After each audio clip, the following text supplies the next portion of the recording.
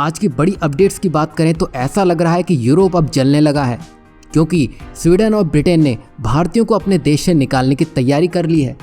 इसके होने के बाद ही स्वीडन ने भारत से बड़े ट्रांसफार्मर की डिमांड कर ली है। क्या भारत को इसे पूरा करना चाहिए?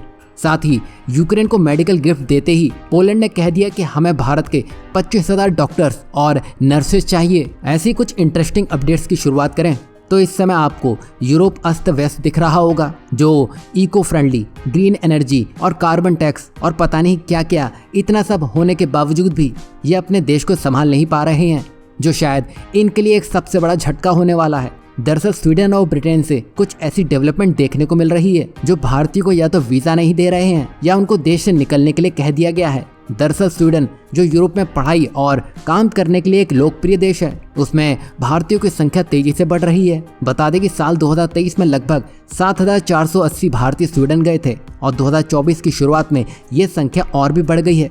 बता दें कि 1998 के बाद से सबसे ज्यादा भारतीय हैं जो स्वीडन गए हैं। वहीं स्वीडन में रहने वाले भारतीयों की संख्या पहले बढ़ रही थी, लेकिन अब ये घटने लगी है। इसका मतलब है कि भारत से ज्यादा लोग स्वीडन से वापस भारत जा रहे हैं। यही नहीं, ये पूरे स्वीडन में देखा जा रहा है, जहां स्वीडन में पहले शरणार्थियों का स्वागत किया जाता था, क्योंकि 10 साल पहले वहां के प्रधानमंत्री ने लोगों से कहा था कि वे शरणार्थियों की मदद करेंगे।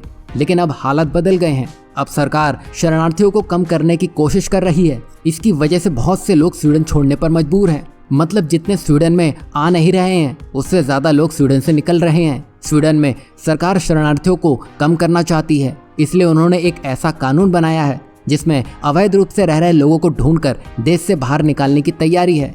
बता दें कि दुनिया के कई देशों में बहुत सारे लोग अपना देश छोड़कर दूसरे देशों में शरण लेने जाते हैं, लेकिन स्वीडन में ऐसा नहीं हो रहा है। स्वीडन की सरकार ने कुछ ऐसे नियम बनाए हैं जिसकी वजह से लोग स्वीडन में शरण लेने से डर रहे हैं, और ये सब कुछ इलीगल इमिग्रेंट से जुड़ा हुआ है। यहाँ आप देख सकते हैं, करे कोई और भुगते कोई। वहीं इन्हीं प्रवासियों का श्रम बल में काफी महत्वपूर्ण योगदान होता है, और अब उनकी संख्या में कमी से स्वीडन की अर्थव्यवस्था पर नकारात्मक असर पड़ सकता है। मतलब यहाँ अगर भारतीयों को छोड़ दें तब भी ये स्वीडन के लिए घातक सिद्ध होगा, क्योंकि स्वीडन ने अगर अब नहीं ध्यान दिया तो हालत और बिगड़ सकते हैं। वहीं स्वीडन अपने नागरिकों को देश छोड़ने के लिए $1000 दे रहा है। असल में हो ये रहा है कि स्वीडन में भले ही देश छोड़ने वाले लोग बढ़ रहे हों, मगर यहाँ की आबादी बढ़ती जा रही है। दरअसल स्वीडन के मूलवासी अमेरिका जैसे देशों में ठिकाना तलाश रहे हैं, और इसके उलट प्रवासियों के लिए स्वीडन पसंदीदा जगह बना हुआ है। यही वजह है कि अब जब हालात हाथ से निकल चुके हैं तो सरकार सख्त कानून लेकर आ चुकी है।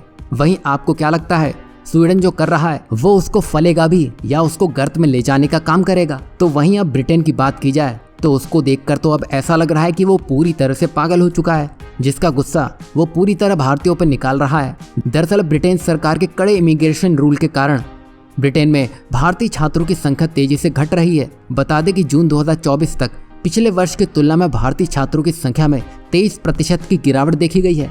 हालांकि भारतीय छात्र अब भी सबसे बड़े समूह जो कि ग्रेजुएट रूट वीजा प्राप्त कर रहे हैं, उन्हें अपनी डिग्री प्राप्त करने के बाद से 2 वर्ष तक ब्रिटेन में काम करने की अनुमति देता है। बता दें कि ब्रिटेन में बढ़ते एंटी इमिग्रेशन सेंटीमेंट और हाल ही में देश में इमिग्रेंट्स रिस्ट्रिक्शन की मांग करते हुए राइट विंग के प्रदर्शन ने इस स्थिति को और भी अधिक चिंताजनक बना दिया है। यही वजह है कि भारतीय छात्रों की संख्या में गिरावट देखने को मिली है। और अब हुआ यह है कि पहले जहां भारतीय छात्र अपने परिवार के साथ विदेश पढ़ने जा सकते थे, अब ये मुश्किल हो गया है।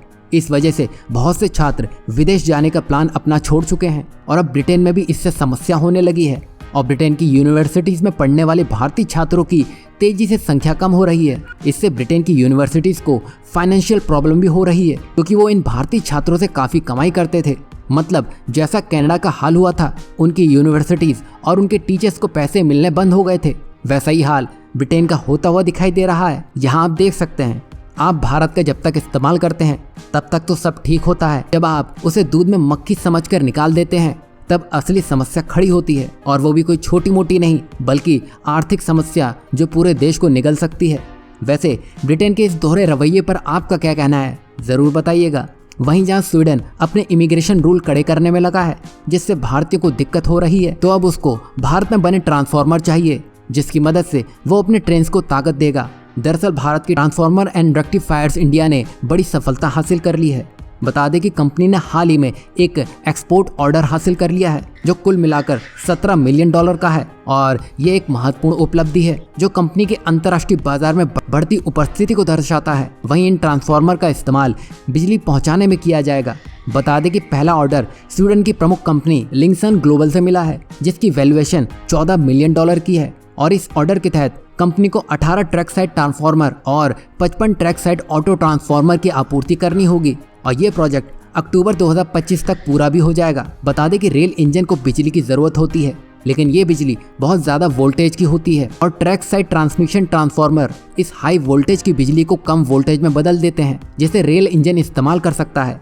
वहीं दूसरा ऑर्डर मैक्सिको की प्रमुख स्टील कंपनी आर्सेनल मित्तल से मिला है जिसकी वैल्यूएशन $3 मिलियन की है, जिसमें इस ऑर्डर के तहत कंपनी को इलेक्ट्रिक आर्क फर्नेस ट्रांसफार्मर की आपूर्ति करनी होगी और ये इसी साल दिसंबर में पूरा भी हो जाएगा। और ये ऑर्डर कंपनी के लिए काफी महत्वपूर्ण है जो कंपनी को पैसा कमाने में मदद करेगा, साथ ही दुनिया में कंपनी की काबिलियत भी दिखाएगा और इससे पता चलेगा कि भारत अच्छी क्वालिटी के प्रोडक्ट्स बना सकता है जिससे भारत दुनिया के बाजार में अपनी जगह और मजबूत कर सकेगा। खास बात तो यह है कि यूरोप में चीन की उपस्थिति काफी मजबूत हो चुकी है जिसको काउंटर करने के लिए भारत उसको टफ कंपटीशन दे रहा है। वहीं आपको क्या लगता है, स्वीडन का ये ऑर्डर पूरा करना उसको भारतीयों की ताकत समझा देगा?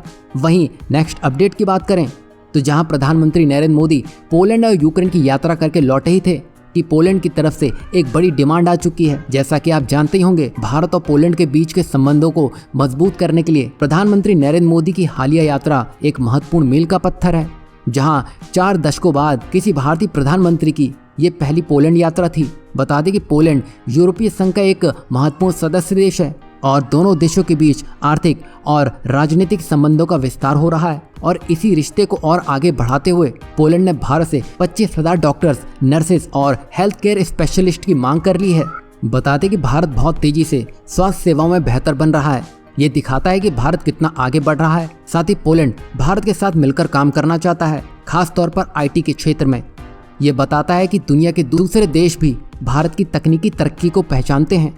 आप देख सकते हैं जहां ब्रिटेन भारतीयों को भगाने में लगा है, वहीं पोलैंड भारत के इंजीनियर्स, टेक्नीशियंस और हेल्थ केयर सिस्टम पर भरोसा दिखा रहा है। वहीं भारत और पोलैंड के बीच द्विपक्षीय व्यापार और निवेश महत्वपूर्ण है। वहीं भारत और पोलैंड के बीच का व्यापार का मूल्य लगभग $6 बिलियन के आसपास का है, जिससे पोलैंड मध्य और पूर्वी यूरोप में भारत का सबसे बड़ा व्यापारिक साझेदार बन जाता है। वहीं भारत ने पोलैंड में लगभग $3 बिलियन का निवेश किया है, जबकि पोलैंड में भारत में $1 बिलियन का निवेश किया है। बता दें कि दोनों देशों में कई कंपनियां विभिन्न क्षेत्रों में सक्रिय है, जिसमें इंफॉर्मेशन टेक्नोलॉजी, फार्मास्यूटिकल, मैन्युफैक्चरिंग और इलेक्ट्रॉनिक्स शामिल है। इसके अलावा भारत और पोलैंड के बीच सीधी उड़ानों ने इनके बीच आर्थिक संबंधों को और मजबूत कर दिया है।